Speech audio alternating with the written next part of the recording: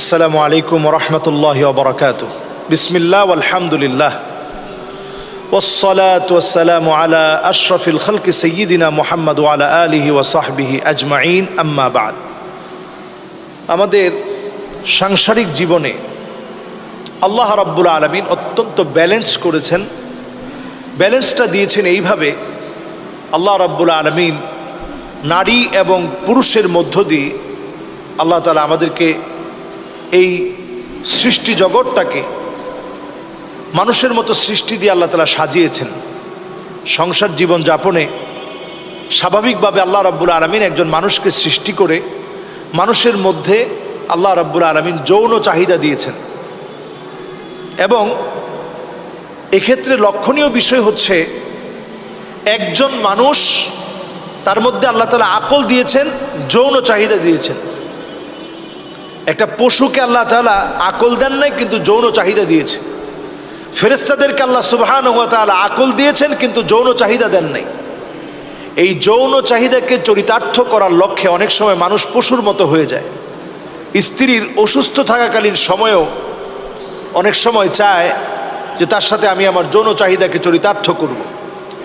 এই যৌন চাহিদাকে চরিতার্থ করার ক্ষেত্রে সে আল্লাহ তাআলা যে অবস্থায় স্ত্রী সহবাস বৈধ করেছেন, এটাকে ব্যতি রেখে যদি কেউ এমন কাজ করে যে স্ত্রীর পিছনের দিক থেকে যদি আসে, এই বিষয়টিকে শরিয়া এত গুনাহের কাজ বলে উল্লেখ করেছেন। নবীজি সাল্লাল্লাহু আলাইহি ওয়াসাল্লাম বলেছেন, মান আতা হায়দান,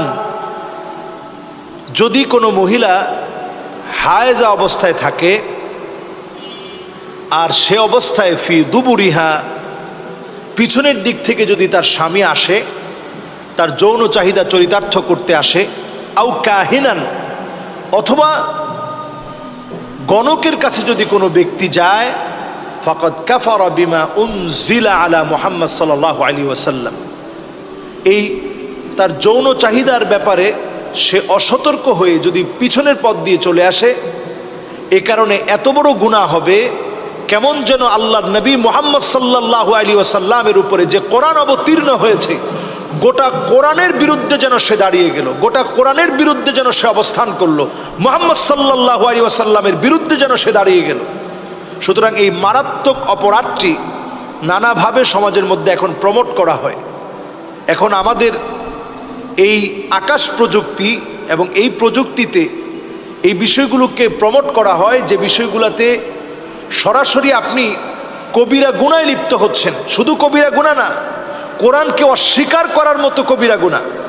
নবীজি সাল্লাল্লাহু আলাইহি ওয়াসাল্লাম আরেক হাদিসের মধ্যে বলেছেন, ইসনাউ কুল্লা শাইইন ইল্লা নিকাহ, যদি স্ত্রী হায়েজা অবস্থায় থাকে সে অবস্থায়ও আপনি শুধুমাত্র সামনের স্থান দিয়ে ব্যতি রেখে তার সাথে আপনি আপনার যৌন চাহিদা চরিতার্থ করার জন্যে আপনি যে কোনোভাবে আনন্দ উপলব্ধি আপনি লাভ করতে পারেন, অথবা আপনার মনটা পরিতুষ্ট হয়, এই জাতীয় কর্মকাণ্ডে আপনি লিপ্ত হতে পারেন।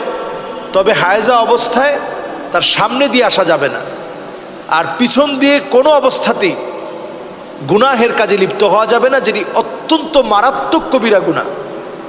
নবীজি সাল্লাল্লাহু আলাইহি ওয়াসাল্লাম ওনার স্ত্রীদের কাছ থেকে ওনার সারা জীবনের কর্মকাণ্ড সম্পর্কে যেমন জানা যায়, ঠিক তেমনি স্ত্রীদের সাথে ওনার আচরণ কেমন ছিল। আন বাদি আজওয়াজিন নবী সাল্লাল্লাহু আলাইহি ওয়াসাল্লাম, নবীজির একজন স্ত্রী বলেন, আন্নান নবী কানা ইযা আরাদা মিনাল হাইদি শাইআন আলকা আলা ফারাজিহা সাওবান। নবীজি সাল্লাল্লাহু আলাইহি ওয়াসাল্লাম স্ত্রীরা যখন হায়েজা অবস্থায় থাকতেন, তখন যদি কোনো কিছু আল্লাহর নবী সাল্লাল্লাহু আলাইহি ওয়াসাল্লাম তাদের সাথে আনন্দ চিত্তে সময় কাটাতে চাইতেন, লজ্জাস্থানের উপরে একটা কাপড় দেওয়া থাকতো, সে অবস্থায় আনন্দ কোনো মুহূর্তটা আল্লাহর নবী সাল্লাল্লাহু আলাইহি ওয়াসাল্লাম কাটাতেন। কাজেই এর বাহিরে আমাদের চিন্তা করা যাবে না। সকল বিষয়ে আল্লাহর নবী সাল্লাল্লাহু আলাইহি ওয়াসাল্লাম আমাদের জন্য মডেল, তিনি সকল বিষয়গুলো আমাদেরকে শিখিয়ে গিয়েছেন। আল্লাহ সুবহানাহু ওয়া তাআলা আমাদের সকলকে বিষয়গুলো বুঝে মানার তৌফিক দান করুক। আসসালামু আলাইকুম ওয়া রাহমাতুল্লাহি ওয়া বারাকাতুহু।